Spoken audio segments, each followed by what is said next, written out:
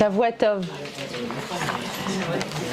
Alors, on a un beau programme ce soir de choisir la vie. C'est une des mitzvot de la Torah, vous savez, de choisir la vie. Alors, on a quitté avec regret la semaine dernière le livre de Bereshit, qui était le livre de papa-maman, de la famille, de la cellule, avec toutes les disputes, avec toutes les difficultés. On a quitté ça et puis on rentre cette semaine dans quoi ? Dans le collectif. On rentre dans un peuple très nombreux avec un immense baby-boom cette semaine et évidemment aussi le début, la prémisse de l'histoire d'Israël dans son modèle collectif, dès qu'on devient nombreux, vous le savez, c'est l'exil terrible, asservissement en Égypte. L'Égypte qui préfigure la douleur de l'exil en Égypte. Oh, quel plaisir de te voir!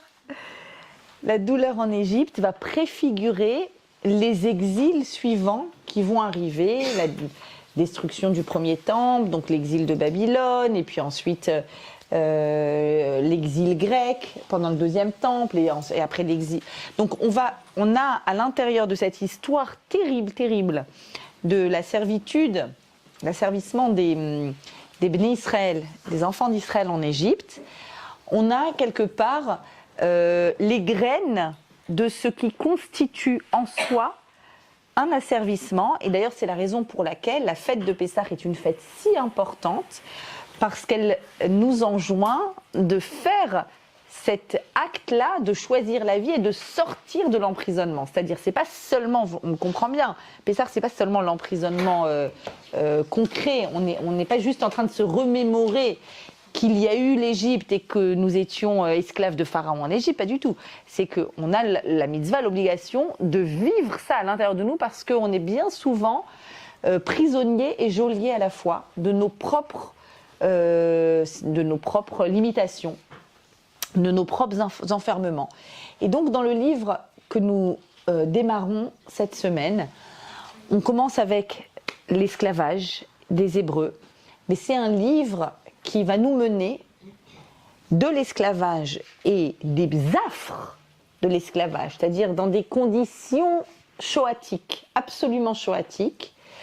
Ça va nous conduire vers une sortie d'Égypte, ça va être toute la suite des parachiotes qui arrivent. Là, on commence une série de 6, un groupe de 6 semaines, de aujourd'hui jusque dans 6 semaines, qui a un nom, d'accord ? Cette semaine, l'esclavage, la plainte, les cris, la famine, pardon, la décision terrible du génocide par Pharaon, le premier génocide juif, c'est dans la paracha de cette semaine. Mais Moïse arrive cette semaine. Et ensuite, on va commencer à voir les plaies en Égypte. Au bout de la 10e plaie, la sortie d'Égypte, puis l'ouverture de la mer, puis 50 jours après, nous sommes au pied du Sinaï, puis le don de la Torah. Et donc, on a sur 6 semaines, vous allez voir, on va vivre ensemble au rythme de l'esclavage et puis de la sortie de cet esclavage et surtout de la liberté. Mais ce qu'on va faire aujourd'hui, c'est qu'on va essayer de déceler dans la noirceur de l'exil et de l'esclavage les graines de liberté. Ce qui peut déjà nous amener vers une future liberté. D'accord ? Et donc ce livre de Shemot, ce deuxième livre de la Torah, qui s'appelle l'Exode en français, mais il n'y a pas du tout écrit Exodus en hébreu, c'est pas ça qu'il y a écrit. Il y a écrit Shemot, les noms, on va voir ce que ça signifie. C'est le livre de la naissance d'Israël.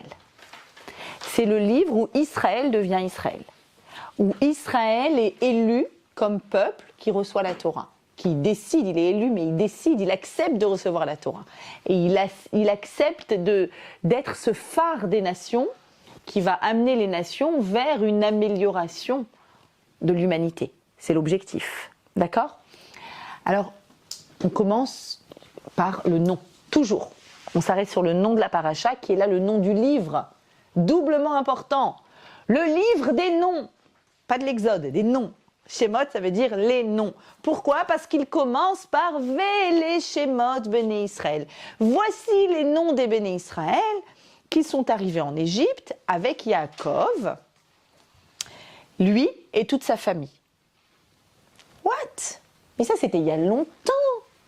La semaine dernière, on a déjà raconté que Yaakov avait 147 ans, qu'il a béni ses enfants, les 12 tribus d'Israël, que son fils Yosef a même vu ses arrière-petits-enfants. Tout allait bien pour eux en Égypte. C'était il y a longtemps, ça. Ceux qui sont descendus en Égypte, c'était avant Vayechi. Donc, et la suite, c'est une longue énumération des noms des tribus d'Israël et de leurs familles. Pourquoi m'introduire les noms des Bnei Israël, qui va donner son nom au livre et à la paracha? Alors, en fait, il y a forcément un lien entre ce titre et le livre, qui est le livre, comme on a dit, de la naissance d'Israël, de l'identité collective d'Israël. Il y a, dans cette paracha, vous allez voir, le principe du nom va être présent sous plein de formes. D'abord, il va y avoir deux personnes, j'appellerais ça des personnages principaux, parmi les personnages principaux des actes de notre paracha. Il va y avoir la maman de Moïse, qui va donner naissance à Moïse dans notre paracha, et sa sœur, Myriam. Et elles ont des noms bizarres, parce que tout d'un coup, la Torah décide de les appeler autrement, avec un deuxième petit nom. Comme si le nom qui change avait une importance. Il va y avoir également un autre nom très important dans cette paracha, le nom de Moshe. Moshe va être nommé par Bathia, la fille de Pharaon qui l'a sauvé des eaux du Nil. Elle va le nommer, elle va expliquer pourquoi elle le nomme. Son nom va avoir une importance, comme on va voir. Et puis il y a un autre nom qui a une importance essentielle dans cette paracha, c'est le nom d'Hachem. Parce que pour la première fois, Hachem va se dévoiler à Moshe dans l'épisode du buisson ardent. Et Moshe va lui poser une question exceptionnelle. Il va lui dire, au fait, tu t'appelles comment? Dieu, tu t'appelles comment? C'est quand même génial. Et donc, Dieu va se présenter sous un premier nom, puis sous un deuxième nom, parce que le nom de Dieu, il a un certain nombre de noms, bien sûr, Dieu, mais le nom de Dieu, c'est quoi? C'est la façon qu'il a de se dévoiler dans le monde. Donc, les noms de Dieu, les noms avec lesquels il va se dévoiler, c'est la façon dont il faut le présenter à ce peuple qui est esclave en Égypte depuis 200 ans déjà et qui souffre l'horreur. Donc, on a le principe du nom tout au long de cette paracha. C'est quoi un nom? C'est quoi un Shem? Vous savez que la première chose que fait Adam quand il est créé, Adam est créé au tout début de la Torah, il est placé dans le jardin d'Éden. Quelle est la première action qu'il fait de sa vie? Il nomme. Il nomme tout ce qu'il y a autour de lui. Il nomme tous les animaux. C'est quoi donner un nom? Vous savez qu'on dit les sémites, et le mot trop bien connu, antisémite, c'est quoi sémite? C'est qui provient du mot Shem. Donc, c'est les porteurs du nom. Les sémites, c'est ceux qui ont un nom. Qu'est-ce que c'est qu'avoir un nom? Pourquoi c'est tellement important quand on rentre dans le livre de Shemot de renommer les 12 tribus d'Israël? Notre nom, notre origine. Quand Adam nomme les animaux, il est en train de définir qui ils sont.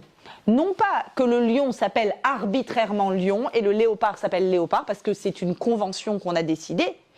C'est qu'en hébreu, quand on donne un nom, le lion va s'appeler Aryeh, d'accord? Le loup va s'appeler Zéev, l'ours va s'appeler Dov. Les noms, c'est l'essence.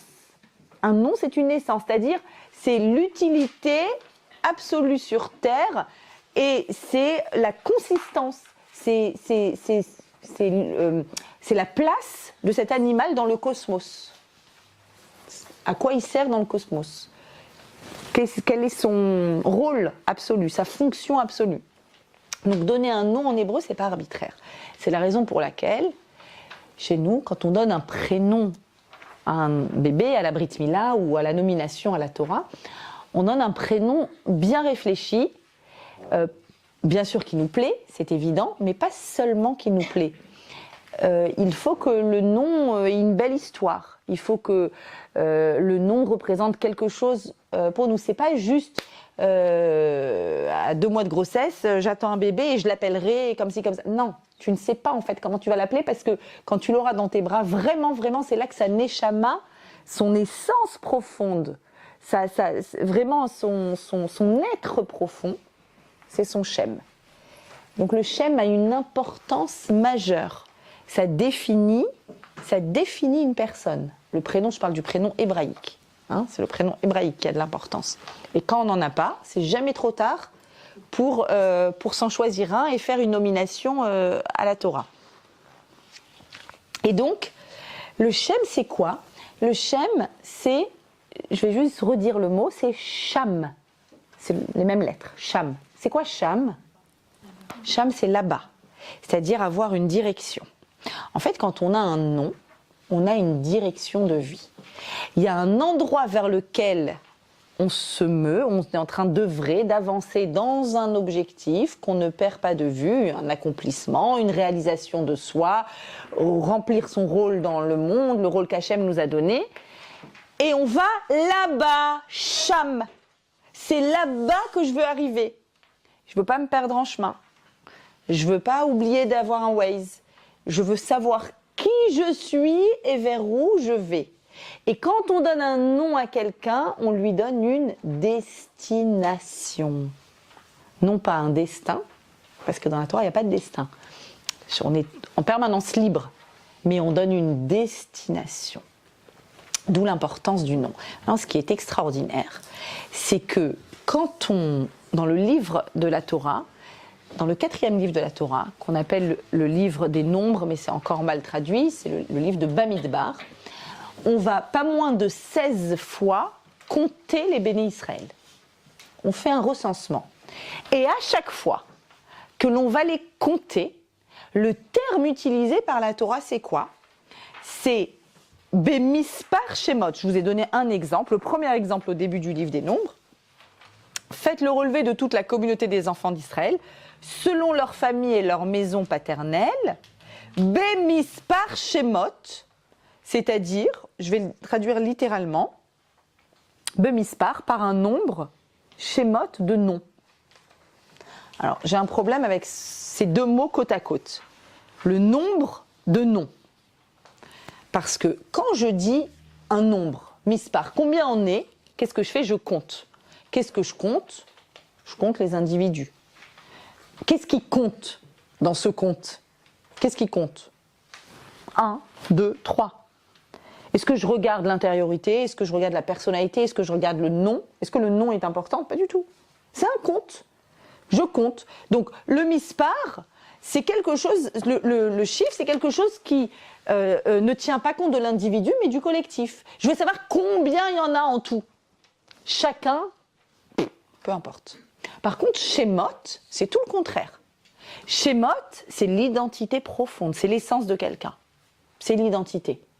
Alors, mispar, Shemot, un nombre de noms, c'est-à-dire, en fait, vous savez que on a l'habitude de faire attention chez les Juifs quand on compte des personnes, parce que compter, c'est dire que ce qui est important, c'est le tout, c'est le chiffre global. Et quand je dis ça, je suis en train de gommer l'individu. Et c'est très dangereux de gommer un individu. On ne gomme pas d'individu. Donc, quand j'ai envie de dire compte les personnes, la Torah va faire tout un traloued, elle va utiliser une terminologie bizarre en disant « Non mais attention, tu les comptes, mais c'est vrai qu'il me faut un chiffre à la fin, mais chacun compte. » Donc elle rajoute le mot « Shemot », comme pour dire la personne, l'identité, l'essence est très importante aussi dans ce compte-là. Je ne veux pas juste un total, parce que le total, il annule l'individu. C'est pour ça que quand on a compté, dans le désert justement, on comptait les Juifs, on ne les comptait pas eux, mais chacun donnait une pièce et on comptait les pièces à la fin. Justement pour éviter, on dit que c'est carrément dangereux de compter une personne, parce que quand on la compte, on l'annule. Quand on la compte dans un global, on risque de l'annuler. Et hors de question d'annuler qui que ce soit. Vous comprenez certainement pourquoi une des premières choses qui est faite, malheureusement en arrivant à Auschwitz, c'est d'enlever un nom et de mettre un nombre. Il n'y a que le mispar. Il n'y a plus le mispar Shemot. Il n'y a qu'un mispar, qu'un chiffre. Et le chiffre, eh bien, c'est ce qui annule l'existence d'une personne. Donc, on rentre dans Shemot, on rentre dans un livre qui va nous raconter la noirceur de l'exil et des souffrances qui préfigurent toutes les souffrances d'Israël. C'est-à-dire que dans le livre de Shemot, il y a l'Inquisition, il y a les pogroms d'Ukraine, il y a la Shoah. Tout ça, c'est dans le livre de Shemot, en filigrane. Qu'est-ce qui va nous permettre de sortir de tout exil? Être porteur d'un nom. C'est une identité, c'est une essence, c'est une destination. Je vais vers quelque part. Je suis en route vers quelque part. Ça, le fait d'être porteur d'un nom, est la deuxième chose qui va nous aider à sortir de n'importe quel exil, le nom d'Hachem. Connaître le nom d'Hachem. C'est les deux noms importants de notre paracha. Je vais commencer par notre nom à nous. Avoir un nom. Comment je fais pour avoir un nom? Ok, on m'a donné un nom à la naissance, mais j'ai bien compris ce que tu veux nous dire là, Mariacha. Tu veux nous dire qu'en fait, il faut que je sache vers où je vais, que j'ai des objectifs, que j'ai une identité qui est claire, que je peux pas me diluer dans une masse. D'accord? Ok, comment je fais concrètement? Comment je fais? Alors, je vais vous présenter un verset que j'aime beaucoup, qui parle de ça, qui parle de l'identité, de la spécificité de chacun, de chacune plus exactement. C'est un verset qu'on cite, qu'on dit, qu'on récite tous les vendredis soirs avant le Kiddush. Vous savez que tous les vendredis soirs, en rentrant de la synagogue avant le Kiddush, monsieur est invité à faire l'éloge de madame à la table de Shabbat. C'est le fameux texte écrit par le roi Salomon dans le livre des Proverbes, dernier chapitre, Eshet Raïl, la femme merveilleuse, la femme vaillante. 22 lettres de l'alphabet, donc 22 versets, 22 compliments. Dommage qu'il n'y en a pas 50. Et donc, avec Aleph, Bet, Gimel, selon les lettres de l'alphabet, on va recevoir des éloges extraordinaires. La 5e éloge, donc la 5e lettre de l'alphabet, elle est étrange. C'est le moins qu'on puisse dire. Dans un élan amoureux, monsieur donc est devant sa table de Shabbat, il regarde amoureusement sa femme, il se noie dans ses yeux et il lui dit « Ah, tu sais quoi? Oh là là, il y a un nouveau compliment qui me vient là. T'es extraordinaire, tu sais comme quoi? Comme un vaisseau, comme un bateau, comme un bateau marchand. » C'est ce qu'il lui dit. « Haïta ka'aniot socher » pareil au vaisseau marchand, elle amène de loin ses provisions. Et là, tu dis, oh, ça c'est du compliment. Là, franchement, tu m'as eu, je m'y attendais pas du tout, là, à celui-là, mais ça c'est du compliment. Qu'est-ce qu'on est en train de dire? Ça veut dire quoi? Que t'es pareil à un vaisseau marchand. Alors regardez comment, c'est de Rav Yakovson que j'ai entendu cette explication extraordinaire. C'est quoi l'eau, c'est quoi le vaisseau? La oniya. En hébreu, une oniya, c'est un bateau ou un vaisseau. Alors, que représente l'eau? L'eau en hébreu se dit maïm. Maïm, dit le Maharal, est un mot en hébreu qui n'existe pas au singulier. Im, la terminaison im, c'est du pluriel. Maïm, les eaux. Et si j'ai envie de dire de l'eau, non, tu peux pas. L'eau, c'est que pluriel. Pourquoi? Parce que l'eau, parmi tout ce que Dieu a créé, c'est l'élément le plus difforme qu'on ne peut pas, on ne peut pas en créer une unité. On ne peut pas créer un 1 de l'eau. L'eau, c'est quelque chose qui ne prend pas de forme, qui se répand, qui va dans tous les sens, qui prend toutes les, voilà, qui peut prendre n'importe quelle forme de n'importe quel récipient. Donc, c'est que du pluriel, c'est que du multiple. En fait, c'est une masse difforme, l'eau. Et l'eau, ça a toujours un mouvement. Il y a un courant. L'eau a un courant. Les vagues, le courant des fleuves, il y a un courant. Le courant de l'eau est extrêmement fort. C'est difficile de lutter contre le courant de l'eau. C'est très difficile. C'est très violent. L'eau, en fait, est comparée, dans la pensée juive, l'eau est comparée à une influence massive, à la force du collectif. Que le 1 n'a pas d'importance, il n'y a que le tout qui a de l'importance, et le tout a une telle importance qu'il va influencer, il va t'amener, il va te tirer dans son courant. Et tu vas faire partie du courant. Sauf si tu es sur un bateau. Si tu es sur un bateau, tu peux même aller à contre-courant. Le courant peut être très fort dans un sens et tu peux ramer dans l'autre sens et mettre ta voile dans l'autre sens et tu peux aller à contre-courant. Tu es en lien avec l'eau, mais tu n'es pas l'eau. Comme tu es en lien avec la société, mais je ne suis pas le courant de la société. Alors je suis quoi? Je suis moi-même. Regardez ce mot incroyable, Onia, Ania, ça se lit Onia, c'est Ani, Aleph Nun Yud, c'est qui Ani? C'est quoi Ani? C'est moi, je, J-E, pronom personnel, premier pronom personnel, avec un He à la fin. Ania, Onia. C'est-à-dire que, en fait, ce qui me permet de ne pas forcément suivre un courant, suivre une masse, ou être juste envahi, me noyer. Comment on dit se noyer en hébreu? Litvoa. Litvoa, c'est ne plus pouvoir être à la surface. C'est faire partie d'un tout.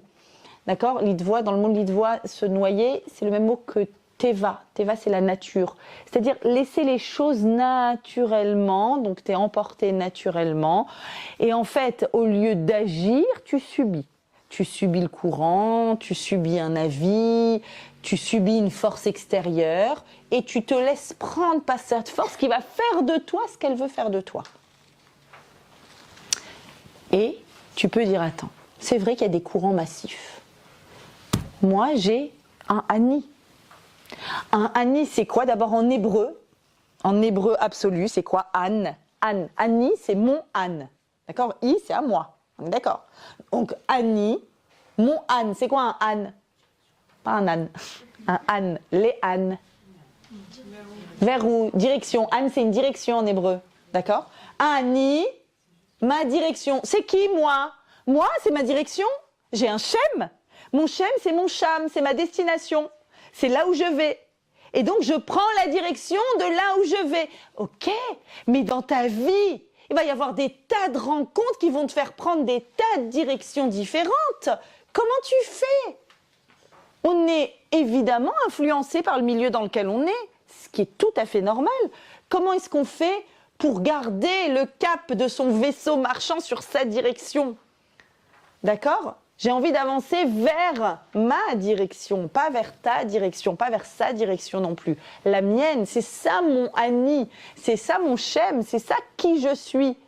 Et après, si j'avance dans une autre direction, de toute façon, un jour ou l'autre, je sentirai que c'est pas moi. D'ailleurs, on me dit, je sens que c'est pas moi. Ça peut être au travail, ça peut être dans une vie amicale de couple, c'est pas moi.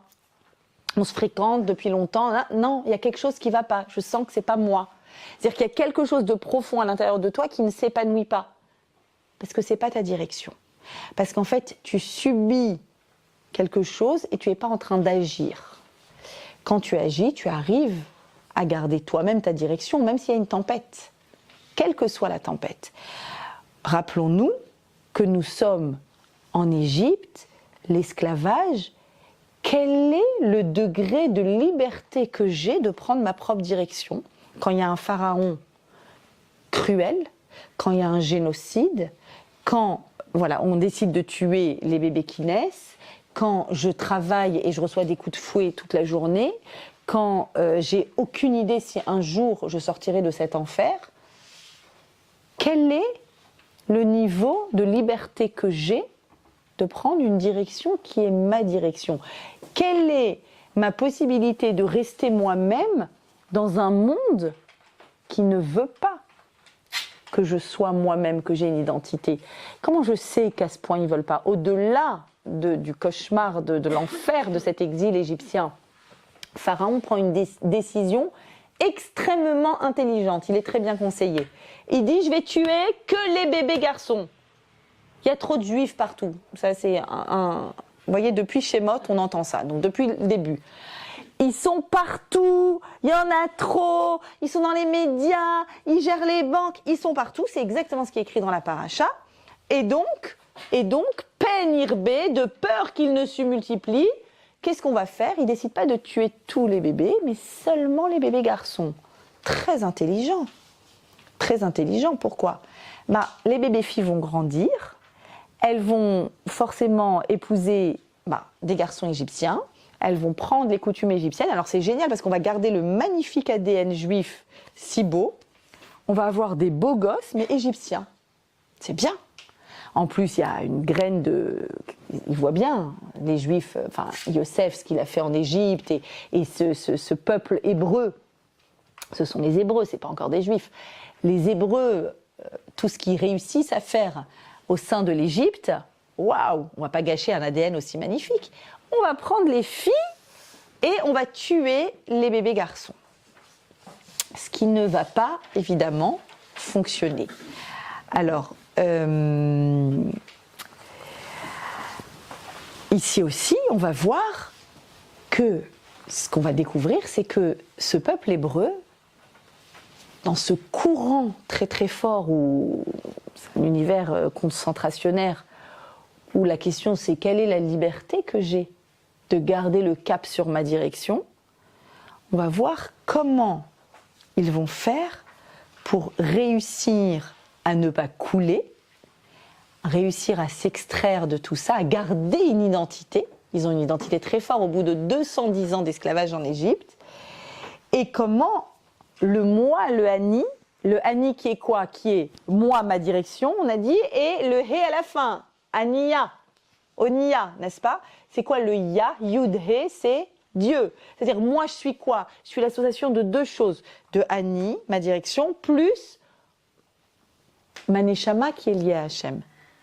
Il y a une partie d'âme, mon âme, qui est en connexion avec là-haut. C'est ça qui va donner ma direction. Alors, est-ce que les Hébreux en Égypte vont subir le mouvement de l'eau du courant ou est-ce qu'ils vont agir? Eh bien, on va découvrir qu'ils vont trouver une force incroyable de choisir la vie. Ils vont choisir la vie et si chaque année on sort d'Égypte, à nouveau à Pessah, c'est pour chaque année recommencer à choisir la vie. Chaque année sans arrêt. C'est nécessaire. Comment on fait? Quel est le premier outil? Je vais vous citer pas mal ce soir ce livre, Le choix d'Edith. En anglais, ça s'appelle The Choice, du docteur Edith Eger. Vous connaissez? Ouais.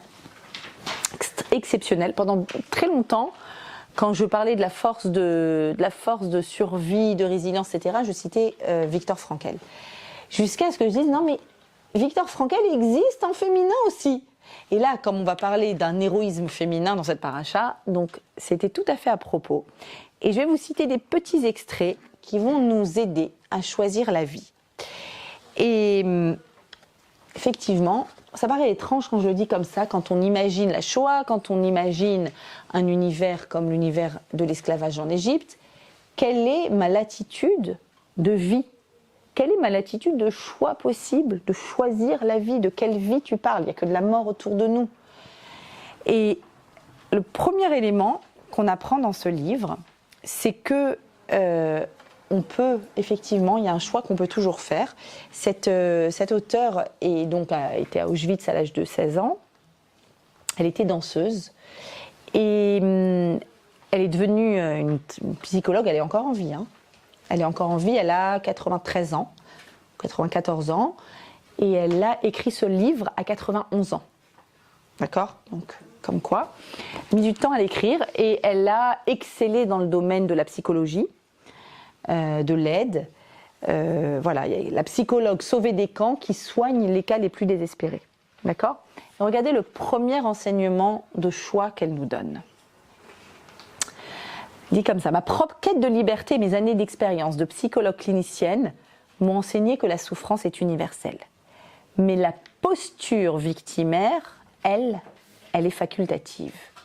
Il y a une différence entre l'état de victime, le fait d'être une victime, et la posture de victime.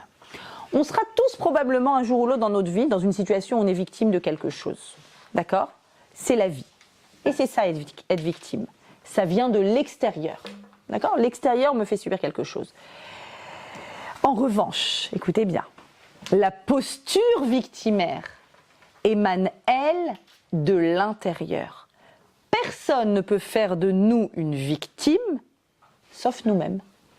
Nous devenons des victimes non pas à cause de ce qui nous est arrivé, mais quand nous choisissons de nous accrocher à notre posture victimaire. Le premier enseignement de Dr Edith, c'est de choisir. Dans ce cadre dans lequel on te fait subir, évidemment que tu es une victime. Mais tu as la liberté de ne pas t'accrocher à ça en étant quelqu'un qui subit ce qu'on lui fait, mais de garder à l'intérieur de toi une parcelle de liberté d'être.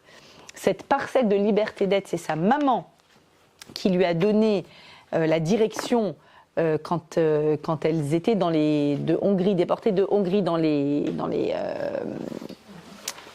wagons à bestiaux, où elle lui dit: Ditchouka, dit-elle dans le noir, une nuit dans ce wagon, nous ne savons pas où nous allons, nous ne savons pas ce qui se passe.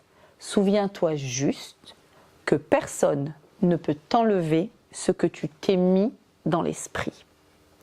C'est-à-dire que nous avons tous à l'intérieur de nous une liberté intérieure, la liberté de nos pensées. Et ça, personne ne peut nous la retirer. Extérieurement, on peut nous faire subir des choses, mais ce qu'il y a à l'intérieur de nous, cette liberté intérieure, on ne peut pas. Ça me fait penser, c'est très drôle. J'ai beaucoup aimé quand j'ai lu ça. Il me semble que c'est sur McEnroe qu'on raconte ça. Je passe à autre chose. En fait, il a été victime d'une injustice de l'arbitre dans un match ou quelque chose comme ça. Et il y a des lois très strictes, il ne peut pas insulter l'arbitre. Donc il se tourne vers l'arbitre, il lui dit c'est interdit d'après, dites-moi, rappelez-moi, c'est bien interdit d'après le protocole, c'est interdit que je vous dise à quel point tout ce que vous faites c'est tordu et à quel point alors je sais plus ce qu'il dit comme nom d'oiseau et il lui dit bah évidemment que c'est interdit. Mais c'est pas interdit de le penser, n'est-ce pas ? Non, bah sachez que je le pense très fort. Et donc en fait, on a ici une expression de cette liberté de la pensée, de cette liberté intérieure. C'est-à-dire que on peut nous soumettre, mais en fait, dans ce qu'il y a de plus authentique à l'intérieur de nous, de plus intime à l'intérieur de nous, de plus vrai, de plus nous-mêmes, on ne peut pas là nous soumettre. C'est pas possible. On garde cette liberté. Et donc, les bébés garçons, effectivement, dans les actes, ils vont. Il y a d'abord un premier décret de Pharaon de tuer les bébés garçons. Ça marche pas. Les sages-femmes lui disent on n'a pas le temps d'arriver, qu'elles ont déjà accouché. Tu te rends pas compte. Et d'ailleurs, c'est merveilleux de voir à quel point tout est génocidaire dans ce chapitre-là. Et un mot-clé qui va apparaître sans arrêt, c'est le mot chai. Vas-y. Il a dit la mort, et nous on a décrété la vie. Et donc le mot chai va apparaître, la vie va être chayena, parce que les femmes sont pleines de vie, et quand on est plein de vie, on garde cette liberté à l'intérieur de soi. Et donc, au milieu de tout ça, Pharaon prend la décision, il dit ok, les bébés, on les envoie où ? Dans le Nil. On va les noyer dans le Nil, bébés garçons. Moshe naît un peu en avance, un peu prématuré, et quand sa maman ne peut plus le cacher, elle décide de lui faire le petit berceau que vous connaissez toutes, en osier, avec entièrement calfeutré, en mettant tout ce qu'il faut pour préserver l'étanchéité. Et ce bébé est dans les roseaux, et dans les joncs, et dans le Nil. Il est porté par le courant. Donc vous voyez bien ici l'image. Hein. Il y a un courant, il y a de l'eau, il y a un risque de noyade. Et celui qui deviendra le libérateur d'Israël et qui nous donne la Torah est un bébé qui va être retiré des eaux. Et non seulement il est retiré des eaux, c'est la première chose qui se passe, il va être sauvé par la fille de Pharaon qui allait prendre sa petite douche dans le Nil avec ses dames de compagnie. Elle entend un bébé qui pleure, il est magnifique, il est d'une beauté incroyable. Vatachmol, elle a pitié de lui, elle dit je l'adopterai bien ce petit bout de chou. Et voilà comment Moshe va grandir dans le palais de Pharaon, jusqu'à ce qu'il doive lui-même partir en exil. Et elle qui le sauve du Nil, eh bien naturellement, elle l'adopte et elle le nomme. Voilà encore un nom qui va nous donner des informations cruciales. Pourquoi s'appelle-t-il Moshe, Moïse? Ça veut dire quoi Moshe? C'est pas un nom que sa maman biologique lui a donné. C'est le nom que Bathia, fille de Paro, lui a donné. Le nom Moshe, Vatikra Shmo Moshe, elle l'a appelé Moshe Vatomer, elle a dit Ki min hamaim meshitihu, parce que je l'ai retiré, je l'ai extrait de l'eau, je l'ai sorti de l'eau. C'est pour ça qu'il s'appelle Moshe.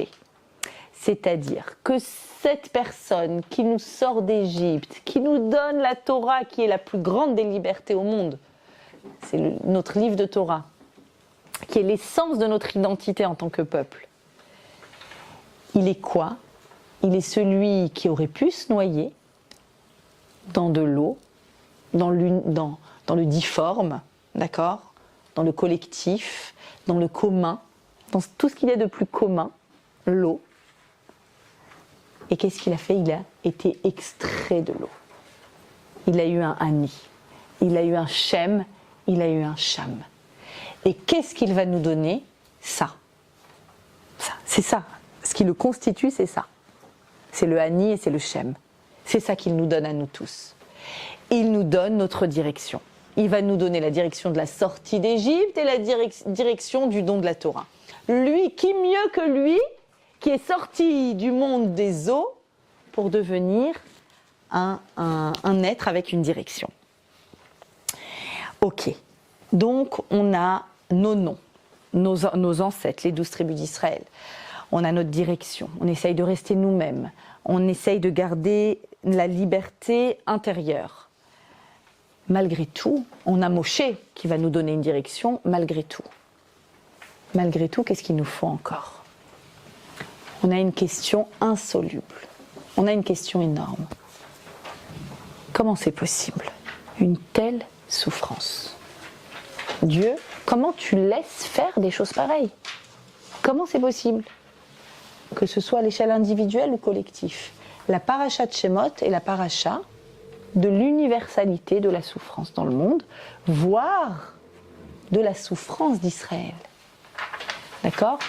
Quand on a des questions de émouna, de croyance en Dieu, quand les jeunes dont je m'occupe, quand on fait les grandes soirées de vendredi soir interminables, questions-réponses, on a forcément, au moins sur 2 heures, des questions d'émouna, donc tout ok, tout très bien, ok la Torah, ok ça, ok le peuple d'Israël, ok.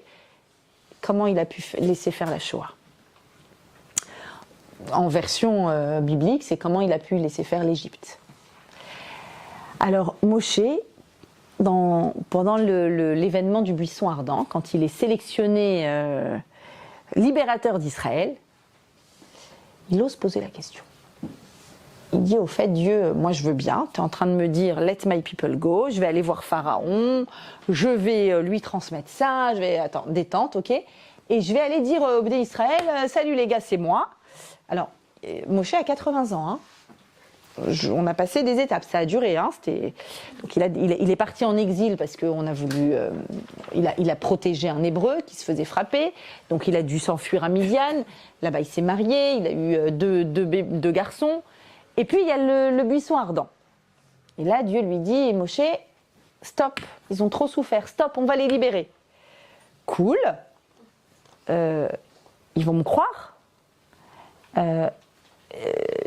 Dieu, enfin, c'est comment je m'y prends? Ils vont quand même me poser une question. Ils vont dire, ok, le Dieu d'Abraham, Yitzhak et Yaakov. On se rappelle, c'était il n'y a pas longtemps. On se rappelle. Ce Dieu-là m'est apparu, il a dit, on y va, on sort. Mais ils vont me dire, Dieu? Quoi? Celui qui autorise autant de souffrance? C'est lui qui t'a envoyé? Et donc, Moshe dit, Hachem, c'est quoi le nom que je leur donne? Sous quel nom je leur dis? Sous quel nom, c'est-à-dire sous quelle forme de dévoilement, sous quelle forme de révélation? Réponse de Dieu. Eheye shlachani elechem. Celui qui s'appelle, c'est un des noms de Dieu. Eheye, ça veut dire je serai. Je serai. C'est le verbe être au futur, première personne. Je serai m'a envoyé vous libérer. C'est-à-dire que quand quelqu'un souffre, ce dont il a besoin d'entendre, c'est qu'il n'est pas seul. C'est qu'il y a un lien. Tu n'es pas seul. Tu crois, c'est la première chose que tu crois. Tu crois que tu as oublié, que tu n'es pas là, que tu ne sers à rien, que Dieu s'en fiche de toi. Eheye, premier nom. Deuxième nom, juste derrière le verset d'après, il dit...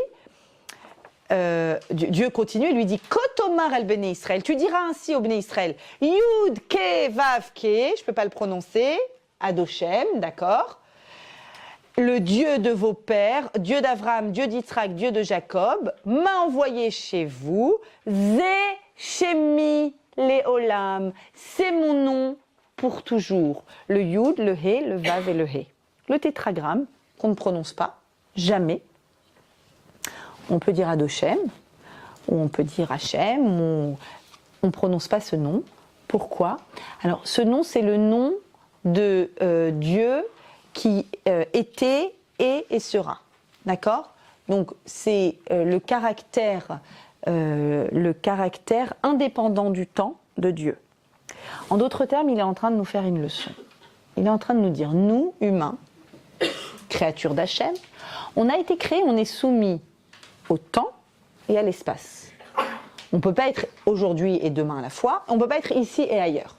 On a deux restrictions majeures quand même. Majeures, c'est le moins qu'on puisse dire. On est soumis au temps, on existe à un moment et puis le temps passe avec nous, mais voilà. Et soumis à l'espace.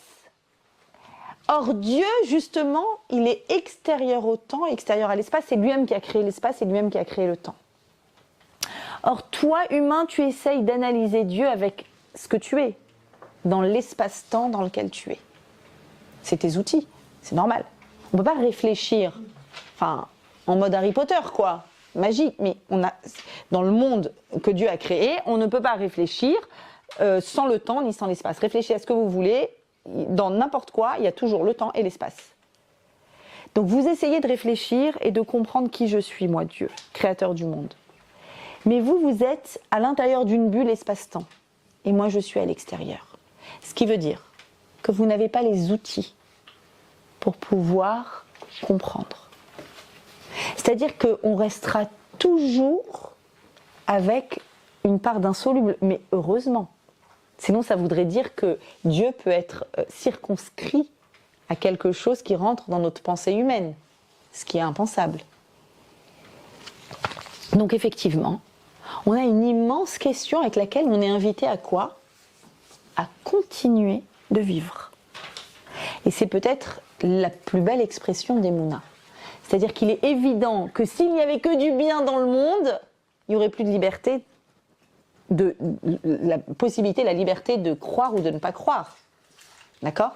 Donc il y a effectivement la possibilité que le mal existe, que des gens comme Imar Shemam, les nazis, existent, ou Pharaon. Et il y a la possibilité, effectivement, la souffrance existe dans ce monde, et ta question existe aussi. Par contre, tu vas aller leur dire « Eheye, Eheye, je serai là ». C'est-à-dire que si nous, ici en bas, on va chercher, on va le trouver. Parce que je serai là. Au moment où tu auras envie de me chercher, au moment où dans ta vie tu seras en quête de spiritualité, je serai là. Tu trouveras le cours qui t'intéresse, ou le rabbin qui t'intéresse, ou sur Google, ou sur... Tu trouveras. Je serai là à ce moment-là. Mais résoudre les mystères du monde, non. Yud ke vav ke. en dehors du temps. Il est en dehors du temps. Ok. Avec ça, maintenant, va. Et ça y est. C'est le moment de sortir. C'est le moment de les faire sortir d'Égypte. Et donc la suite, vous la connaissez. Il va y avoir plus tard les plaies, etc. En attendant, dans quel état est le peuple hébreu à ce moment-là? Baby boom. Souffrance absolue en même temps qu'un baby boom.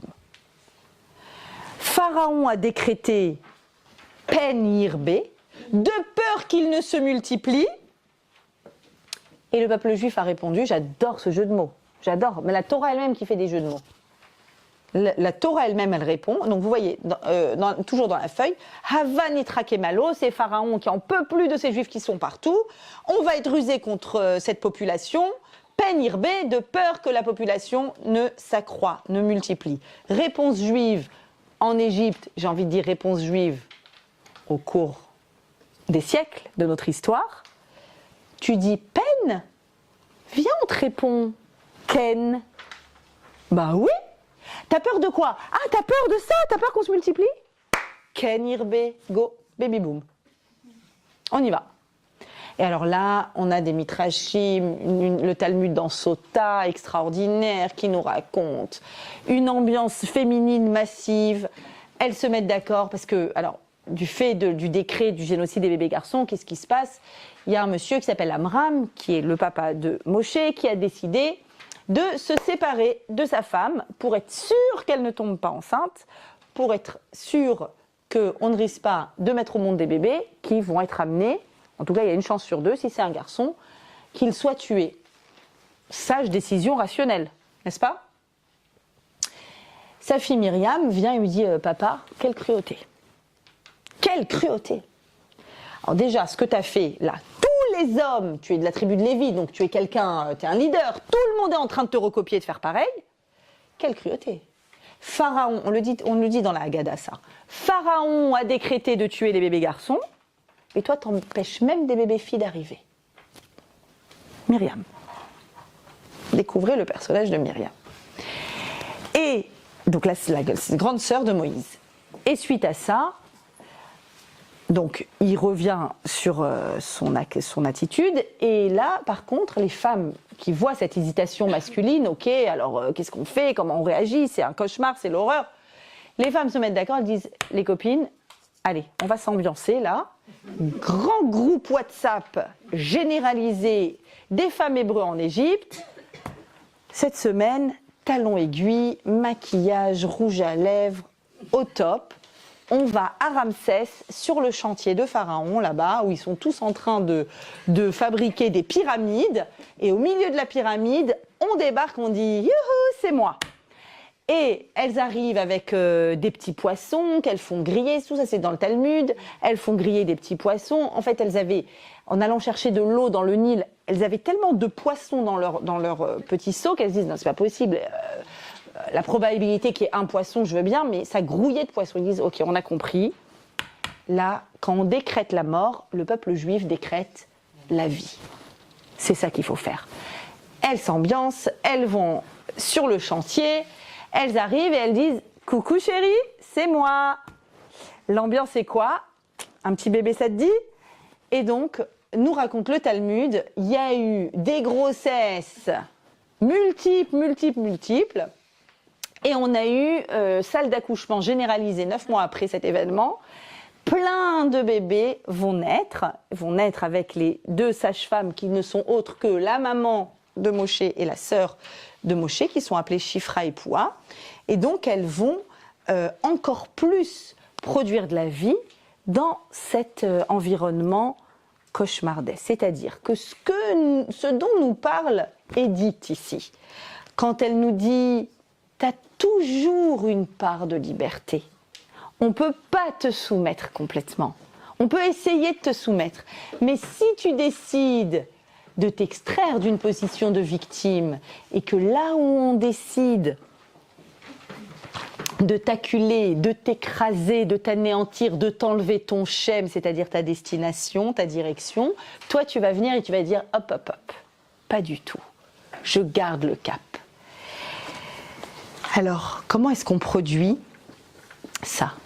Comment on maintient cette liberté? Alors regardez, je suis allée chercher plus proche de nous, chez elle, chez Edith, beaucoup plus proche de nous.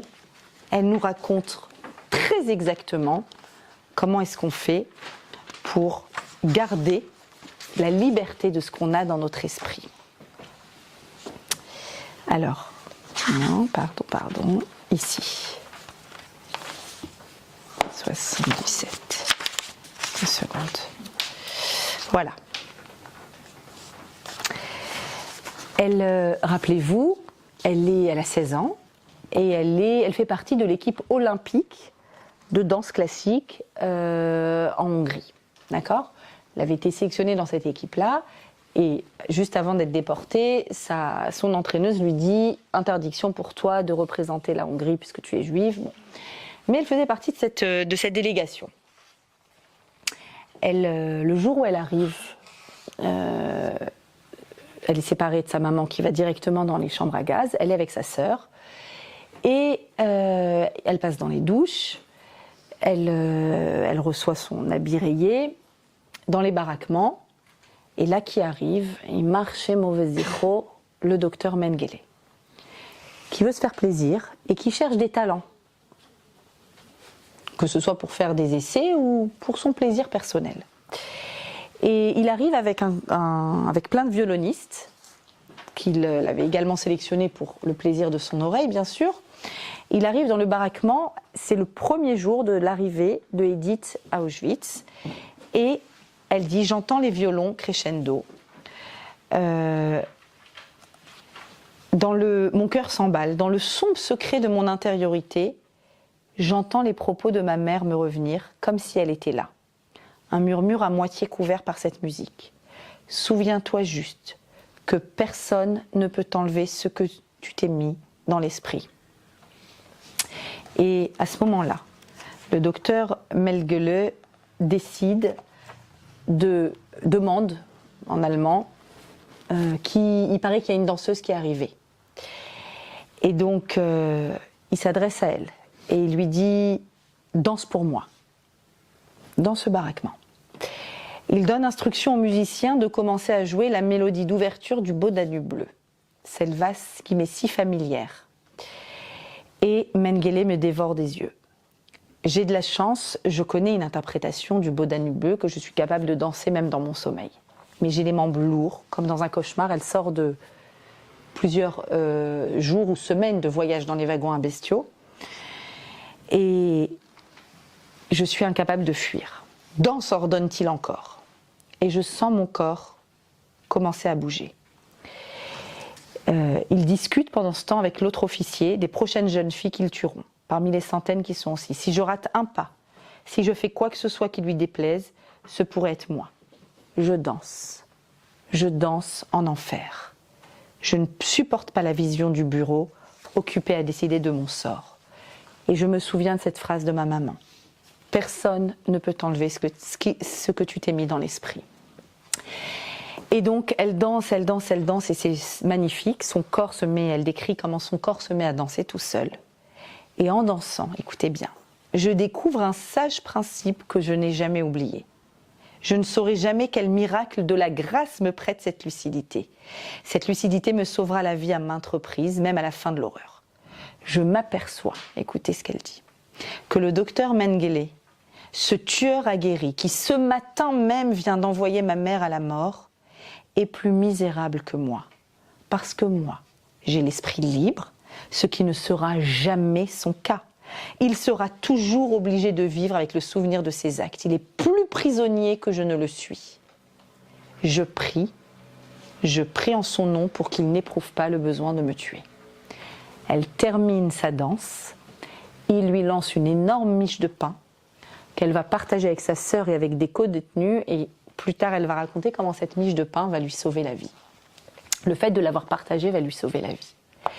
Elle est capable, dans les conditions les plus improbables, les plus affreuses, les plus atroces, pendant qu'elle fait danser son corps, parce que cette horrible, infâme être lui ordonne ce qu'il lui ordonne, elle est capable dans sa tête de se sentir plus libre que son bourreau. Vous vous rendez compte? Et c'est ça, c'est exactement ça qui va lui permettre de continuer à se sentir libre.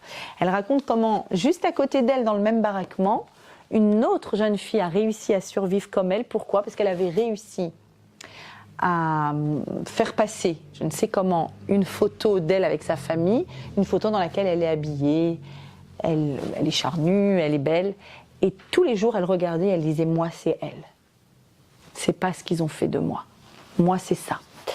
Et donc c'est ce qui va lui accorder la possibilité de rester si forte et de rester en vie. Alors, en fait, comment est-ce que nous, à notre niveau, grâce à Dieu, nous sommes libres, a priori, même si des fois on a des enfermements intérieurs, comment est-ce que l'on peut utiliser tout ce que l'on voit dans notre paracha pour nous aussi choisir la vie? Des fois on fait des mauvais choix. On fait des choix qui nous rapetissent, qui nous diminuent, qui nous font croire qu'on n'est pas capable, qui limitent nos actions, qui nous laissent subir, qui nous mettent dans une posture de victime. J'ai envie qu'on apprenne de cette paracha à avoir cette liberté-là, profonde, réelle, intérieure, à avoir cette soif de vie que l'on découvre ici. La méthode, c'est la méthode que nous présentent les sages-femmes, donc Shifra et Poua, celles qui sont à l'origine de ce baby-boom qui s'est mis en place, celles qui ont refusé l'ordre de Pharaon de tuer les bébés garçons en prétextant que quand elles arrivent c'est trop tard, elles vont nous donner des outils pour réussir à déceler à l'intérieur de nous cette énergie-là, cette force de vie. Alors, c'est quoi les outils? Il y a écrit dans le texte qu'elles avaient ordre de Pharaon de tuer les bébés garçons. Vatechayena. Vatechayena, ça veut dire elles ont laissé vivre, mais quand on regarde bien grammaticalement, Vatechayena veut dire elles ont forcé à vivre. Elles ont forcé les bébés garçons à vivre. Comment on force à vivre? Alors le Midrash nous dit, au nom de Rabbi Lévi, c'est plus que cela. Certains bébés, malheureusement, meurent dès leur naissance ou mettent en danger leur mère. D'accord? On est il y a quelques 3500 ans. Pas tous les accouchements se terminent avec un bébé et une maman en bonne santé. Et donc, quand le bébé avait le cordon autour du cou, quand le bébé était en siège, quand le bébé manquait d'oxygène, quand l'accouchement est bloqué, d'accord, hein, tu connais, à 10 et c'est bloqué, il n'y a rien. Aujourd'hui, qu'est-ce qu'on fait? On passe en César, direct. Qu'est-ce qu'on fait en Égypte quand toutes ces femmes valeureuses décident de mettre au monde des bébés, de prendre le risque malgré tout? Qu'est-ce qu'on fait? Eh bien, les sages-femmes ont une méthode incroyable. Elles transforment la salle d'accouchement en salle de prière. Nous, en tant que sage-femme, on est arrivé au max. C'est bloqué. Le bébé va mourir. Il met en danger sa maman. Elles arrêtent l'accouchement. L'accouchement est terminé. On change de décor. Salle de prière. Et elles disent, regardez leur prière. Maître du monde, fais vivre tous les enfants afin que l'on ne puisse pas nous soupçonner d'être à l'origine de leur mort. Hachem a immédiatement accédé à leur demande, c'est-à-dire, elles auraient pu dire, accouchement ne se présente pas bien. Malheureusement, elles ont tout fait comme il faut. Ça ne se présente pas bien. Ce bébé est sorti, malheureusement, il n'a pas survécu. Très bien. Celui qui, de toute façon, est né, mort-né, on va dire, bah, tu vois, Pharaon, quand on arrive à temps, on a réussi à faire ce que tu nous as dit, le décret. Mais pour d'autres, on n'a pas réussi. Comme ça, elle se couvre. Logique ou pas?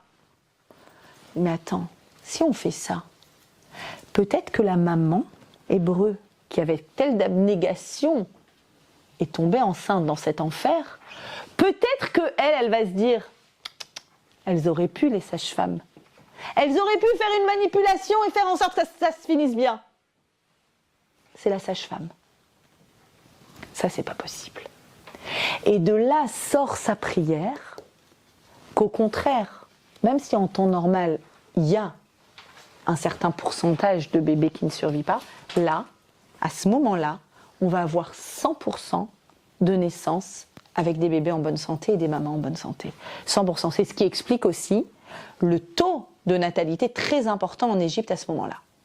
Toutes les naissances, tous les accouchements donnent lieu à des naissances en bonne santé.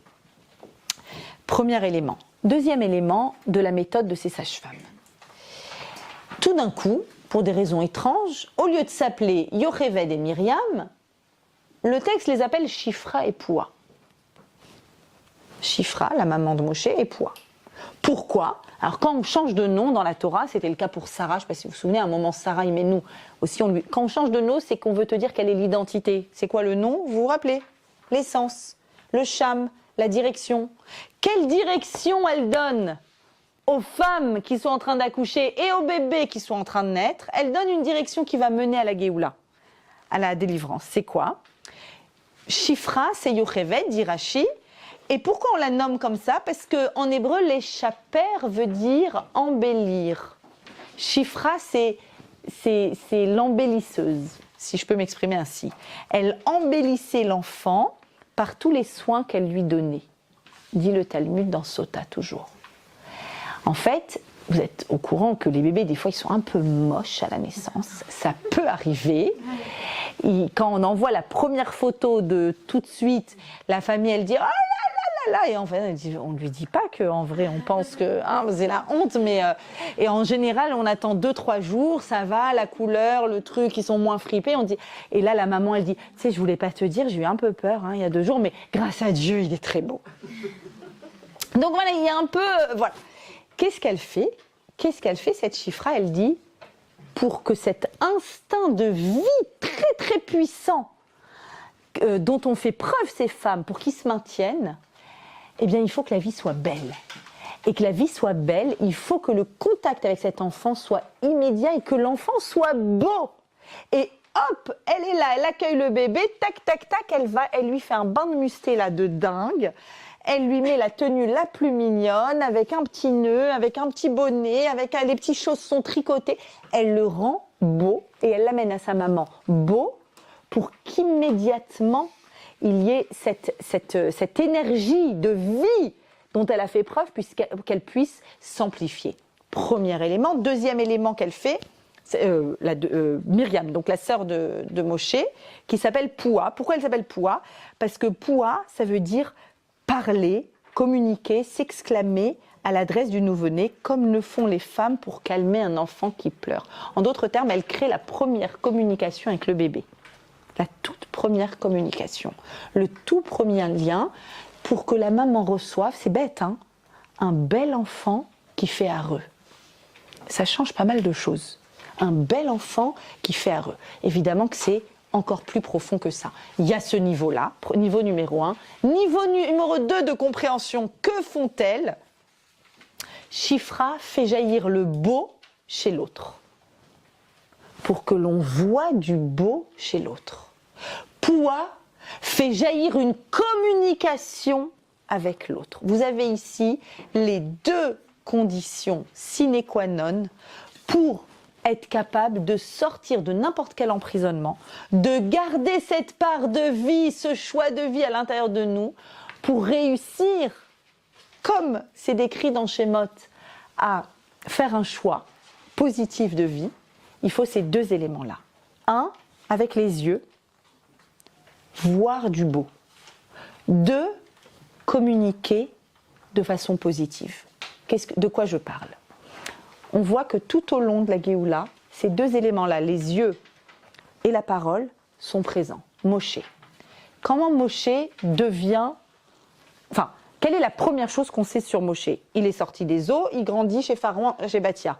Et puis, en inversé, Vaïgdal, il a grandi, Vayetse Alechav, il va voir ses frères, il se sait hébreu. C'est un secret, mais il le sait. Il dit, moi, je vais aller voir ce qui se passe. Mais Moshe, tout va bien pour toi? Ça va, t'as des draps de soie, un lit en or, c'est bien, t'es chez Pharaon. Je sors de ce confort, je vais aller voir mes frères. Qu'est-ce qu'il voit? Il voit des coups de fouet sur quelqu'un. Il prend sa défense devant l'Égyptien. Que dit Rashi là-dessus? Vayar besivlotam, il a vu leur souffrance. Nathan Eina Velibo. Il a porté ses yeux et son cœur afin de souffrir avec eux. Des fois, mes amis, il y a des situations autour de nous de personnes qui souffrent et qu'on ne voit pas. Qu'on ne voit pas.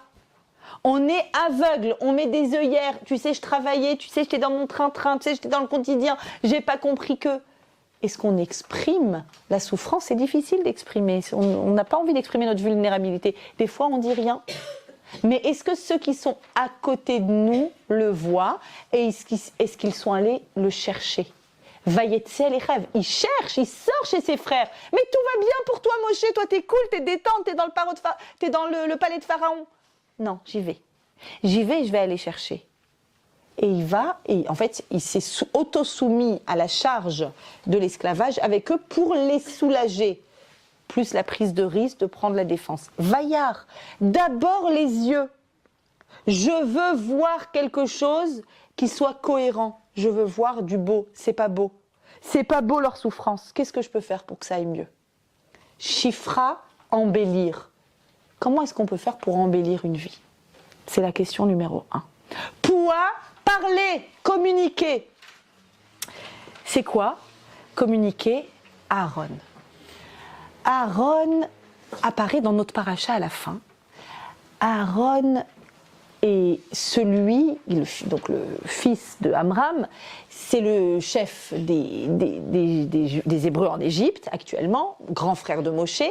Et quand Moshe reçoit l'ordre de Dieu d'aller sortir, d'aller être le libérateur, il dit non, non, non, non, non. Il trouve plein de prétextes. Ils vont pas me croire. C'est quoi ton nom? Mais je sais pas.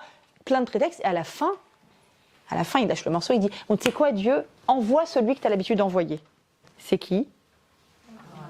En vrai, il est en train de dire pourquoi moi?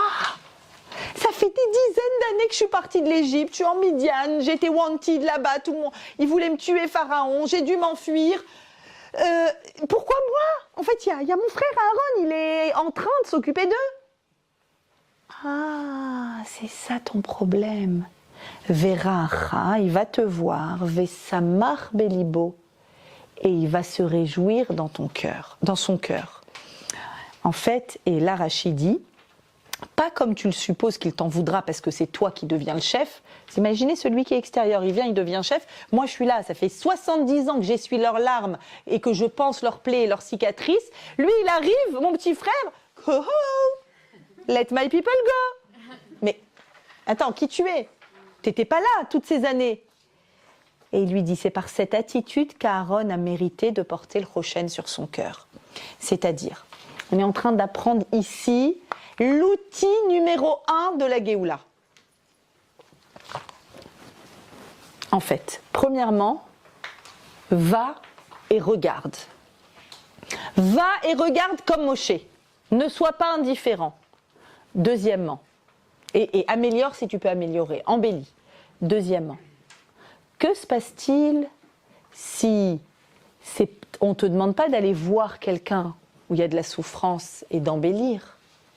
On te demande d'aller voir quelqu'un qui a été monté sur un podium et d'accepter sa place. C'est-à-dire non pas d'accompagner quelqu'un dans sa souffrance, de faire preuve d'empathie, mais d'accompagner quelqu'un quand il a été sélectionné. C'est-à-dire que là, dans le premier cas, je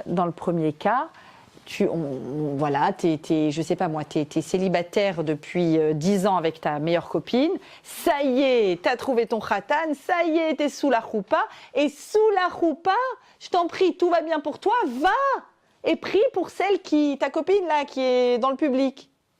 Ok, ça c'est Moshe. Étape numéro 2, non, t'es dans le public, et ta copine elle est sous la choupa. Et ta copine, elle a gagné au loto. Et ta copine, elle a eu un poste de folie. Elle gagne super bien sa vie alors que vous avez fait les mêmes études. Est-ce que tu es capable de faire comme Aaron? Veracha, de le voir, Vesamar Belibo. Et de lui dire, Chazak. Chazak. Ça, c'est l'outil numéro 1, l'outil plus important qui fabrique la Géoula, la délivrance du peuple d'Israël. Que je comprends que j'ai un shem, j'ai un nom, Donc j'ai une direction, c'est ma direction. J'ai un ami, une destination, une direction. Ma copine ou l'autre ou ma sœur a une autre direction, une autre destination. Et Hachem lui a envoyé ce dont il a besoin, ce dont elle a besoin. Elle ne l'a pas pris sur mon compte. Ce dont j'ai besoin n'est pas chez elle. Et elle n'a pas pris sur mon compte. Et ça me permet de te regarder et d'être contente. Est-ce que je sais être contente? Il n'arrive pas à prendre la décision d'y aller. Moshe, il dit, c'est pas possible, ça va le rendre... Comment Aaron va réagir? T'as pas compris, Aaron, ça va être le prochain Cohen. Le Cohen, c'est celui qui a le Rochen. Le Rochen, il a des 12 tribus d'Israël. Tu ne peux porter les 12 pierres des 12 tribus d'Israël sur le cœur, que si tu as un cœur que tu as entraîné, c'est de l'entraînement. C'est difficile, mais c'est de l'entraînement. Si tu as un cœur qui s'est entraîné à se réjouir pour l'autre, à porter la charge, la douleur de quelqu'un, on sait faire. Et on a déjà beaucoup fait dans notre vie, malheureusement. Mais est-ce que tu sais embellir l'autre? Et est-ce que tu sais te réjouir pour l'autre? Regardez, même ça, elle le dit, Edith, et on va finir avec ça, même ça, elle le dit dans son livre, quand elle raconte qu'ils sortent on les a rasés, on leur a rasé la tête, on leur a enlevé les cheveux, elles sont toutes nues, dans les douches. Et sa sœur Magda lui dit, elle tient dans ses mains ses boucles, elle n'arrive pas à les lâcher, elles ont le crâne rasé, elle tient ses boucles, et elle se tourne, il n'y a pas de miroir évidemment là-bas, donc elle se tourne et elle dit à sa sœur, de quoi ai-je l'air? Me demanda-t-elle. Dis-moi la vérité. La vérité, c'est qu'elle a l'air d'un chien galeux, d'une étrangère toute nue. Mais je ne peux pas lui répondre ça, bien sûr. N'importe quel mensonge lui ferait trop de mal. Et je dois donc puiser en moi une réponse impossible, une réponse qui ne blesse pas. Alors je scrute son regard bleu. Et là, je comprends qu'elle me demande de l'aider à se trouver et à se faire face. Et je lui réponds donc la seule vérité qu'il m'incombe de lui dire. Tes yeux, dis-je à ma sœur, ils sont si beaux. Je ne les avais jamais remarqués. Quand ils étaient à moitié cachés par tous tes cheveux. C'est la première fois que je m'aperçois que nous avons le choix. Prêter attention à ce que nous avons perdu ou prêter attention à ce que nous avons encore. Regardez comment elle lui accorde la beauté d'être.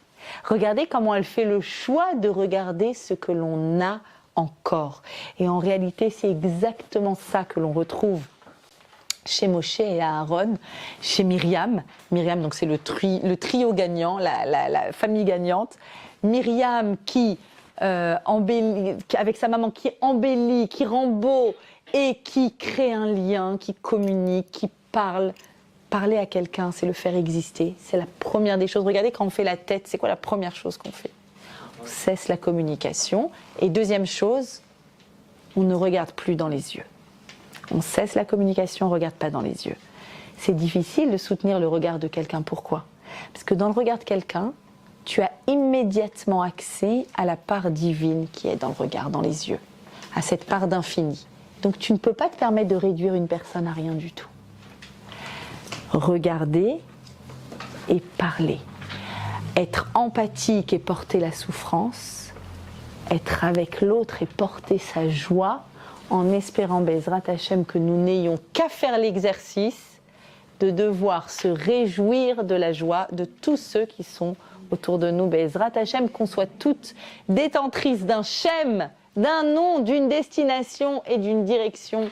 Bezrat Hachem, et je vous dis à la semaine prochaine.